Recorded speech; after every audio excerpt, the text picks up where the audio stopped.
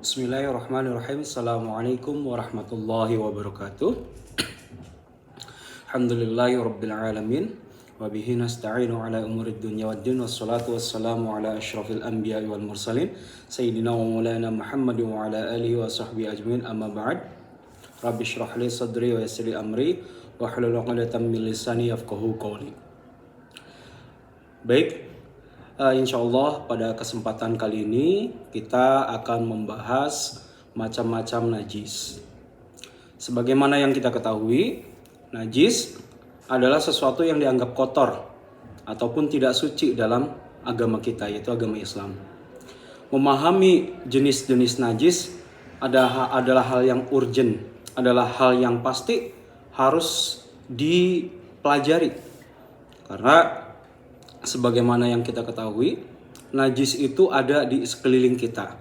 Dan jika kita tidak mengetahui bagaimana pembagian najis dan juga tentunya cara mensucikannya, maka hal tersebut bisa mengganggu keabsahan atau bahkan sah tidaknya ibadah yang kita lakukan. Najis adalah sesuatu yang dianggap kotor atau tidak suci menurut ajaran Islam. Keberadaan najis dapat membatalkan kesucian atau sah tidaknya ibadah seseorang, khususnya ketika melaksanakan ibadah kepada Allah langsung, yaitu ibadah sholat. Sedangkan sumber najis itu bisa berasal dari zat-zat tertentu seperti darah yang berada di tubuh kita, kemudian urin atau kotoran atau bangkai, dan juga masih banyak yang lainnya. Maka dari itu, membersihkan diri atau mensucikan diri dari najis adalah hal yang sangat ditekankan atau bahkan hukumnya wajib sebelum melaksanakan ibadah sholat khususnya. Baik, jenis-jenis najis itu terbagi menjadi 3. Yang pertama, najis yang paling ringan adalah najis mukhaffafah. Najis mukhaffafah adalah najis yang paling ringan. Contoh daripada najis mukhaffafah itu apa sih? Contoh dari najis mukhaffafah itu hanya satu, yaitu air kencing bayi laki-laki yang belum berumur 2 tahun dan juga belum makan apa-apa kecuali air susu ibu. Khusus bayi laki-laki ya. Kalau bayi perempuan, walaupun dia belum berumur 2 tahun dan dia belum makan apa-apa selain ASI, maka najisnya bukan lagi menjadi najis mukhaffafah, akan tetapi naik grade-nya menjadi najis mutawasithah. Yang kedua adalah najis mutawasithah atau najis yang sedang, najis yang berada di grade yang tengah. Selain najis mukhaffafah, ada najis mutawasithah, kemudian ada najis mughalladhah. Nah, sekarang najis mutawasithah. Contoh daripada najis mutawasithah adalah yang pertama adalah darah. Darah yang keluar dari tubuh manusia maupun hewan itu sama saja. Mereka atau darah tadi tergolong ke dalam najis mutawasithah. Yang kedua nanah. Nanah yang keluar dari luka, baik itu luka yang berada di anggota tubuh kita seperti tangan, kaki, ataupun yang tidak terlihat seperti bisul, yang berada di dubur kita, itu juga dikategorikan sebagai najis mutawasithah.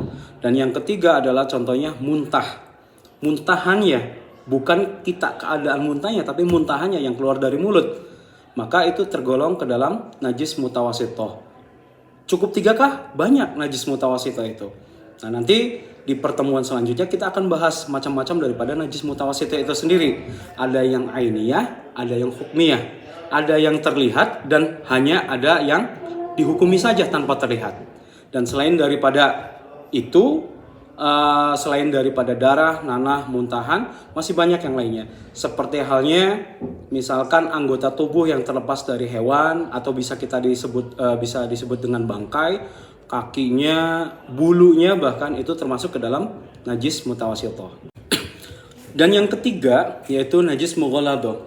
Najis mughalladhah adalah najis grade yang paling tinggi, yang paling berat.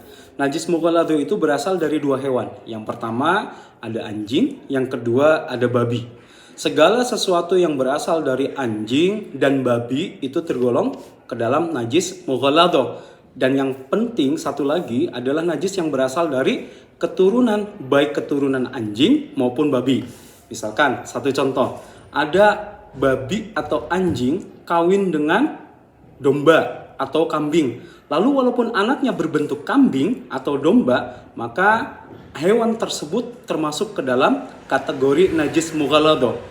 Apakah hewannya? Bukan. Ternyata bagian dari hewannya, contoh air liurnya. Nggak apa-apa kita memegang babi ataupun anjing, asalkan kondisi kita atau kondisi salah satu di antara anjing ataupun kita yang memegang itu kering semuanya. Kalau salah satunya basah atau keduanya basah, maka kita terkena najis mughalladhah. Dan terkena najis mughalladhah bukan berarti adalah hal yang tercela, bukan, tetapi masih bisa disucikan. Baik, yang pertama bagaimana cara membersihkan atau mensucikan najis mukhaffafah, yaitu cukup dengan mencipratkan air. Cara mensucikan ini adalah kepada bagian tubuh ataupun kepada pakaian yang terkena najis mukhaffafah atau najis ringan ini, langsung bisa dicipratin air tanpa harus dialiri air, cukup diciprat. Tapi yang perlu kita ketahui bersama, air yang dipercikkan ini atau air yang dicipratkan ini juga mestinya lebih banyak daripada air kencing bayi laki-laki tersebut, dan juga harus dipastikan mengenai semua yang terkena najis mukhaffafah, baik itu badannya maupun pakaiannya atau tempat yang terkena najis mukhaffafah. Yang kedua, cara membersihkan najis mutawassithah atau najis yang sedang. Sebelum membersihkannya, yang pertama langkahnya adalah hilangkan zat. Zat itu apa sih maksudnya? Yaitu bentuk najisnya. Misalkan ada air kencing atau kotoran hewan, maka sebelum disiram dengan air yang suci mensucikan, maka harus dihilangkan bentuk najisnya terlebih dahulu. Jika itu kotoran, maka kotorannya harus diambil atau dilap. Setelah itu dibuang. Barulah yang kedua dibasuh atau disiram dengan air yang suci mensucikan. Airnya volumenya seberapa? Secukupnya saja. Tidak harus langsung berlebih, atau misalkan yang terkena hanya ubin atau lantai yang ukurannya hanya 40 x 40, maka tidak usah satu ruangan tersebut disiram semua. Hanya yang terkena najis mutawassithahnya saja. Dan yang pastinya yang terakhir, pastikan 3 unsur yang ada dalam najis mutawassithah, yaitu rasa, bau, dan warnanya sudah tidak ada pada barang atau bagian tubuh yang terkena najis. Dan yang ketiga, cara membersihkan najis mughalladhah. Najis mughalladhah ini termasuk najis kategori berat, yaitu najis yang berasal dari anjing dan babi ataupun keturunan salah satu di antara keduanya. Kalau keturunan keduanya gimana? Misalkan najis anjing sama babi kawin, lalu anaknya kambing. Oh, nggak mungkin ya. Anaknya pasti di antara anjing ataupun babi, maka itu sama saja, mereka termasuk ke dalam golongan najis mughalladhah. Dan cara mensucikannya adalah membasuh dengan air yang suci mensucikan atau menyiram dengan air yang suci mensucikan sebanyak 7 kali. Dan ingat, salah satunya harus dicampur dengan tanah atau debu yang suci, agar najisnya sudah tidak terkena hukum dalam bagian tubuh ataupun dalam tempat pakaian yang terkena najis mughalladhah. Baik, cukup sekian presentasi pada kesempatan hari ini. Kurang lebihnya mohon maaf. Assalamualaikum warahmatullahi wabarakatuh.